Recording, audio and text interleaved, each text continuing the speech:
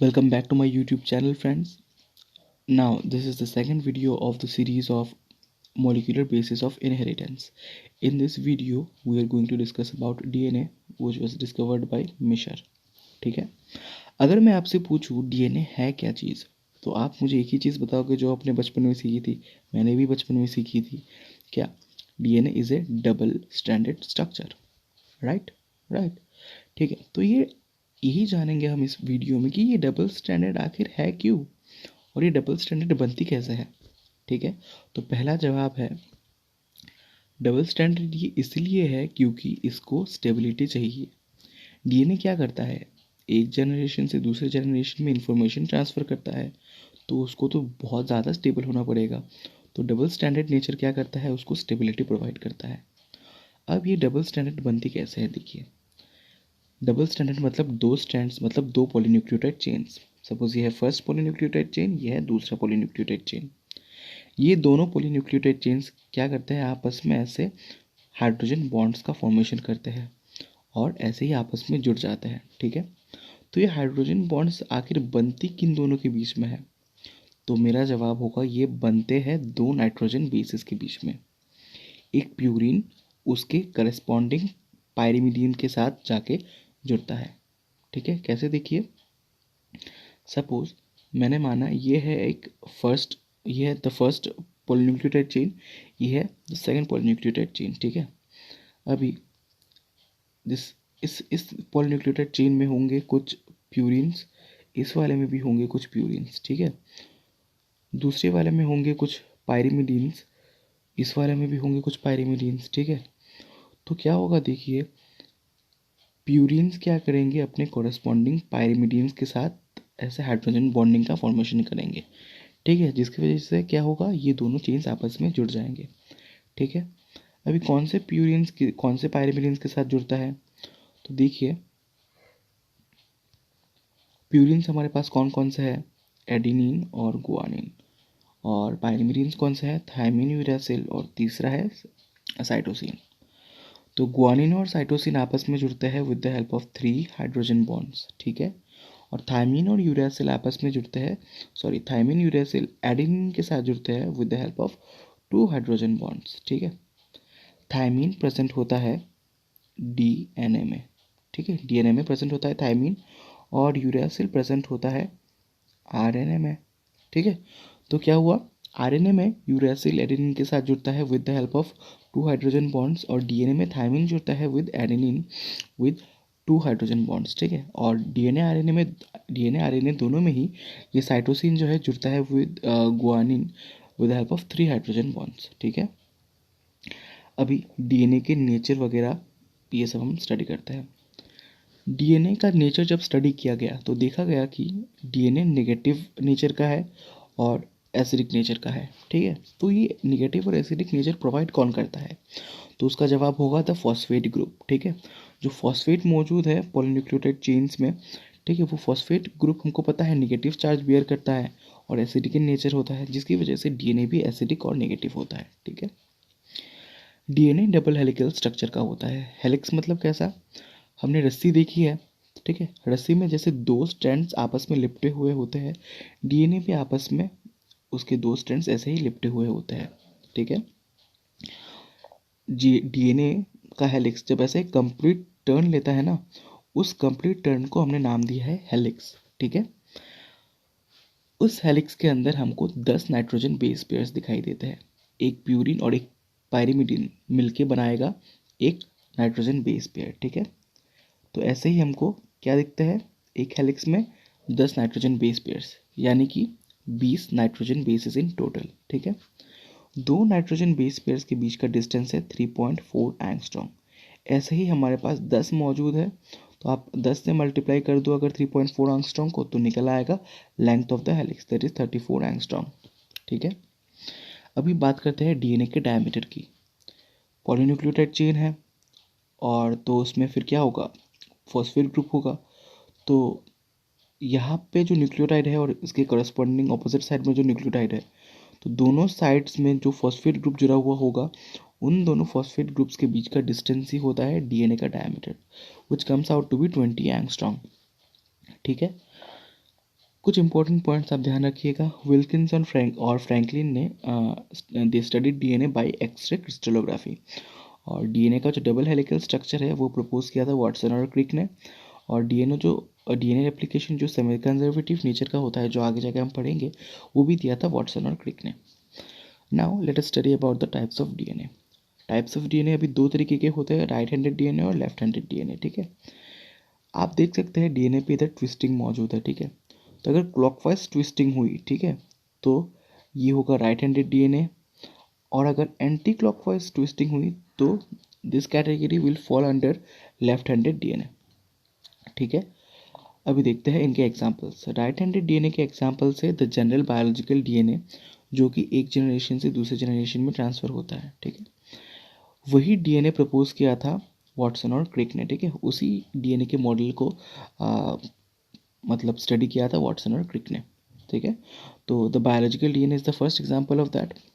दूसरा है complementary DNA, that is C DNA. C DNA के बारे में हम आगे पढ़ेंगे, वो भी राइट हैंडेड डीएनए का एक एग्जांपल है।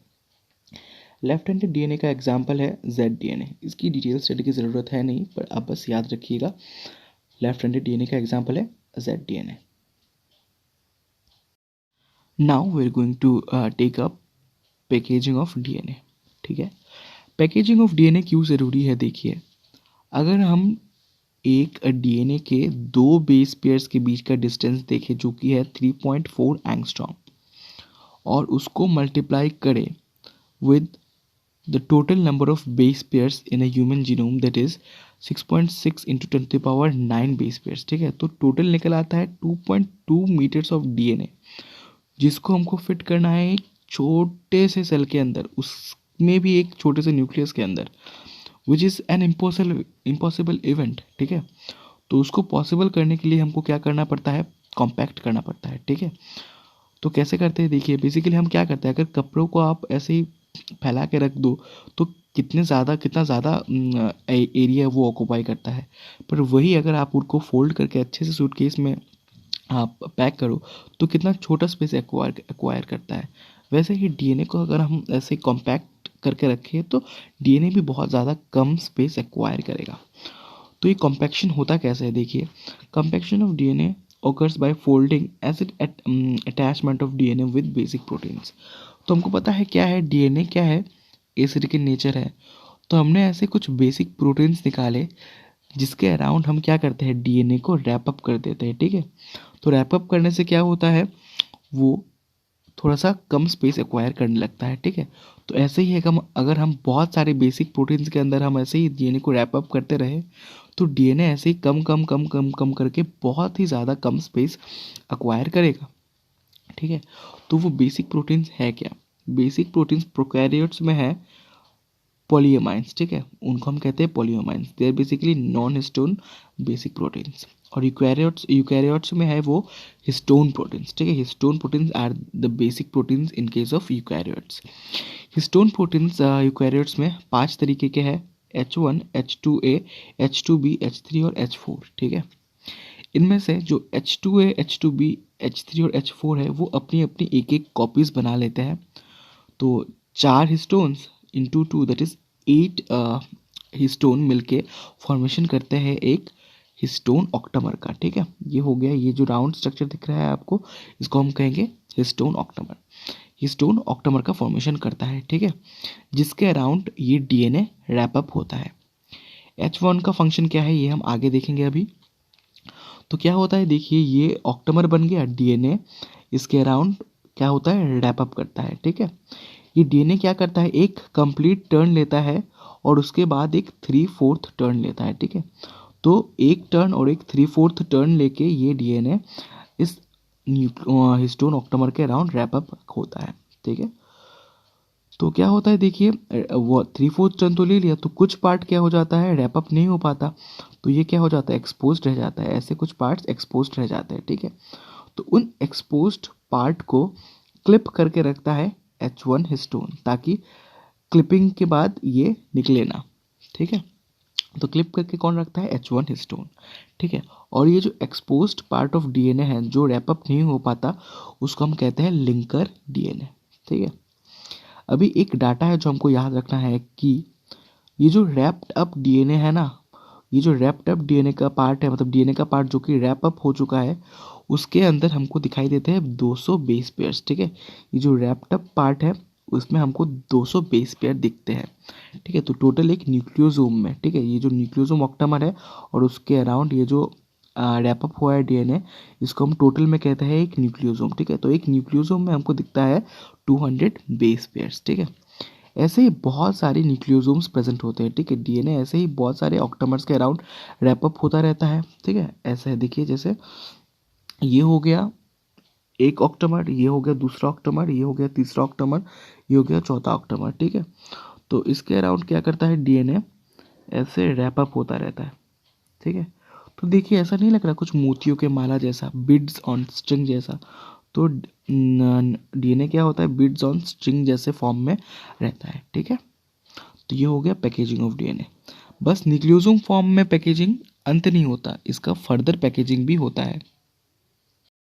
तो देखिए क्या है, डीएनए जो है इसने पैकेजिंग कर ली अपनी और न्यूक्लियोसोम का फॉर्मेशन कर लिया। ये न्यूक्लियोसोम में अभी फर्दर कॉइलिंग होती है और कॉइलिंग कर कर के ये एक स्ट्रक्चर का फॉर्मेशन करता है जिसको हम कहते हैं सोलेनॉइड। सोलेनॉइड भी फर्दर कॉइलिंग करती है और फॉर्मेशन होता है सुपर सोलेनॉइड का। ठीक है, सुपर सोलेनॉइड में भी अभी फिर से कॉइलिंग दिखाई देती है। ठीक है, ये कॉइल हो के बनाती है क्रोमेटिड्स। ठीक है, जनरली जो सेल्स है ये इसी फॉर्म में हमको दिखाई देता है डीएनए। ठीक है, अभी सेल डिवीजन के दौरान ये क्या करती है, फर्दर ये कॉम्पैक्शन करती है और फॉर्मेशन करती है क्रोमोसोम्स का। ठीक है, तो अगर क्रोमोसोम्स को ओपन अप करो आपको क्रोमेटिड फॉर्म में दिखेगा डीएनए, क्रोमेटिड फॉर्म से ओपन अप करो तो सुपर सोलेनॉइड फॉर्म में दिखेगा, सुपर सोलेनॉइड से ओपन करो तो सोलेनॉइड फॉर्म में दिखेगा, सोलेनॉइड से ओपन करो तो न्यूक्लियोसोम में दिखेगा और न्यूक्लियोसोम को खोल दो तो आपको डीएनए अपने ओरिजिनल फॉर्म में दिख जाएगा। ठीक है, ये हमने डिस्कस कर लिया packaging of DNA. So if you like this video, please like, share and subscribe.